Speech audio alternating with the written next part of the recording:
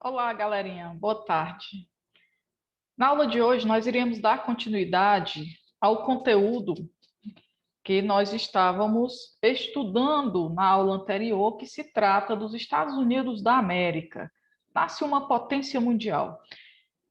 E nós explicamos por que que nasce uma potência mundial. Inclusive, nós fizemos menção às imagens no início do capítulo, vimos que, inclusive, existe também uma ave que vai simbolizar, né, todo esse poderio político e econômico dos Estados Unidos, que a ave simbólica para eles vai ser exatamente, vai ser exatamente a águia. E nós vimos aí que os Estados Unidos também é um país de dimensões continentais, o quarto maior território mundial, né, o quarto maior país de extensão territorial do mundo. Nós vimos também que, apesar de não ser a moeda mais valorizada, mas os Estados Unidos detêm a moeda comercial do mundo, né? O dólar, né? A moeda comercial do mundo. E aí nós também fizemos menção na aula passada, né, entre o poderio econômico, a questão das bolsas de valores, inclusive as bolsas de valores, quando a economia estadunidense entra em crise, né, é um dos motivos que fazem com que os Estados Unidos se desequilibrem economicamente. E nós vimos também a questão do poderio político, até ilustrada pela figura do Donald Trump, que não é mais o presidente dos Estados Unidos. O Donald Trump, a gente já tinha discutido sobre ele em aulas anteriores, né? Um político de extrema direita, e que gosta bastante de polêmica. Inclusive, entre essas polêmicas, ele teve aí algumas atitudes, né, que várias pessoas em vários países do mundo foram atitudes que exatamente foram repudiadas. Inclusive, nós fizemos menção àquela atitude da questão dele tentar controlar tanto a questão das migrações ilegais, que, de repente, em um dado momento, ele separa crianças de suas famílias e coloca essas crianças em jaulas como se fossem animais. Mas aí a gente também discutiu a questão da fiscalização das fronteiras, né, dos Estados Unidos, a questão da construção do muro entre a fronteira do México e dos Estados Unidos. Então, tudo isso foi muito discutido na aula passada. E na aula de hoje, já que eu iniciei recapitulando, nós vamos recapitular um pouco dos aspectos fisiográficos dos Estados Unidos. E entre esses aspectos fisiográficos, na aula de ontem eu tentei, de certa forma, dar atenção a vocês que estão em casa e que automaticamente vão estar assistindo essa aula gravada, e dar atenção aos alunos que estão de forma presencial. Então, como eu vi que ficou um déficit, né, nós vamos aqui compartilhar o material de vocês, né, porque é para a gente dar uma pincelada e também, de certa forma, a gente está, né, revisando o conteúdo visto na aula. Prontinho, pessoal, tinha me atrapalhado um pouco, acabei compartilhando aqui a tela onde estava aberto o Zoom, né, mas na realidade eu gostaria de compartilhar esse material com vocês, que se trata do mapa, aqui ele traz exatamente os tipos de climas que vão incidir sobre o território estadunidense. Então, nós temos aqui, pessoal, vários climas. Nós verificamos logo que o clima predominante vai ser exatamente o clima temperado, que a gente vai observar que vai predominar sobre o território estadunidense. Detalhe, esse clima temperado, ele tem algumas características. Uma das primeiras características dele, certo, é que ele vai ter duas variações. Eu vou ter o clima temperado continental, e eu vou ter o clima temperado oceânico.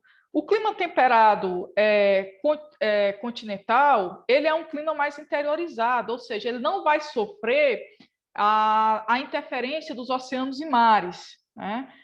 E o clima temperado oceânico, ele já vai, né, estar sob a influência, né, dos oceanos e mares. E automaticamente, essa influência de oceanos e mares, eu acredito que vocês saibam qual a diferença de oceanos e mares, né?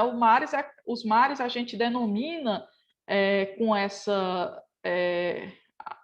A gente trabalha esse conceito de mares, né?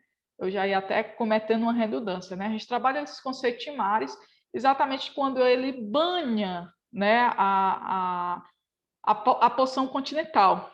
Então, aí é que nós chamamos de mares, né? Aquelas porções mais profundas, que já se distanciam um pouco dos continentes, nós denominamos de oceanos. Então, pessoal, nós sabemos que são as porções aquáticas, e essas porções aquáticas elas vão carrear, né, os ventos de umidade.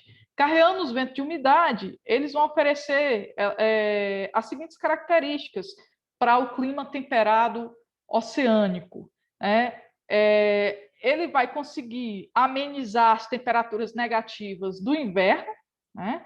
Sendo eventual nesse período de inverno a precipitação de neves, e também ele vai conseguir equilibrar, né, a questão das elevadas temperaturas do verão, né, que geralmente não ultrapassa de 30 graus Celsius. Então, isso é uma característica, né, do clima temperado oceânico.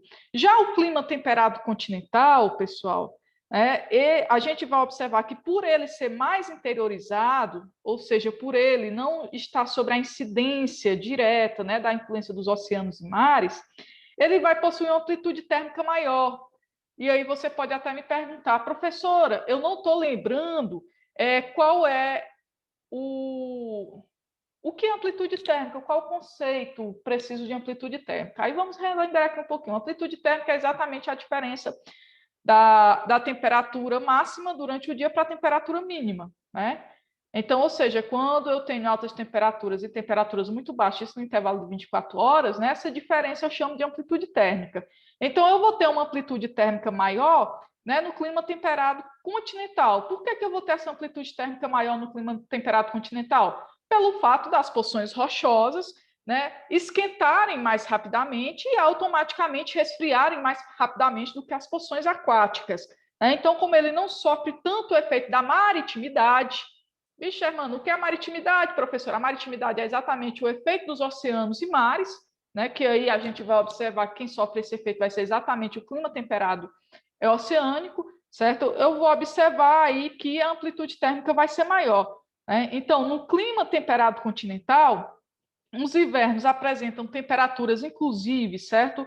Abaixo de 0 graus, chegando até a 5 graus Celsius negativos, né? E a gente vai observar também que os verões, eles se tornam mais quentes, eles chegam até uma temperatura de 30 graus, né? Então, assim, a gente está falando, professora, mas uma temperatura de 30 graus, para a gente, é quase normal. Mas nós temos que nos lembrar que nós estamos numa faixa climática intertropical.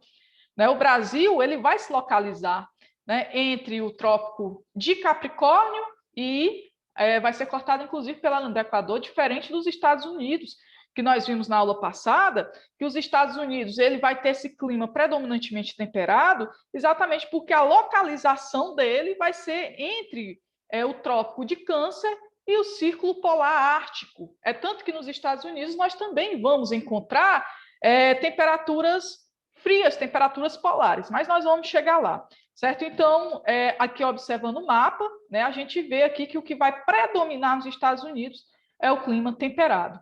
Olha só como é bacana a gente trabalhar com o mapa. Na aula de ontem, não sei se você estava com o livro, acompanhando o mapa, né, até mesmo porque a gente tem uma melhor compreensão. E o mapa é importantíssimo, pessoal, para a compreensão geográfica, porque na hora que você olha um mapa desse daqui, você já sabe que trata dos Estados Unidos da América, né? Até pelo formato, pelo recorte. Né? E lembrando aqui que os Estados Unidos eles vão ter 50 estados, como eu falei ontem para vocês, ele também tem um território bem maior do que o território brasileiro. Né? O brasileiro vai ser o quinto país em extensão territorial, enquanto os Estados Unidos é o quarto. Então, aqui nós temos o clima temperado, né, que eu acabei de falar para vocês, inclusive a variação que existe entre eles. Vamos falar aqui da localização. Germano, essa localização aqui do clima temperado, né, a gente já dá para observar aqui no mapa. Olha, tanto ele vai pegar aqui as partes centrais, né, dos Estados Unidos, como ele vai pegar aqui essa porção oeste, né, e ele vai pegar também essa porção leste. Então, é importante que a gente se ligue na localização, né, de incidências desse clima temperado. E aqui nós vamos encontrar, pessoal, também uma diversidade de clima. Por exemplo, nós vamos observar aqui esse clima aqui, que é o clima subtropical.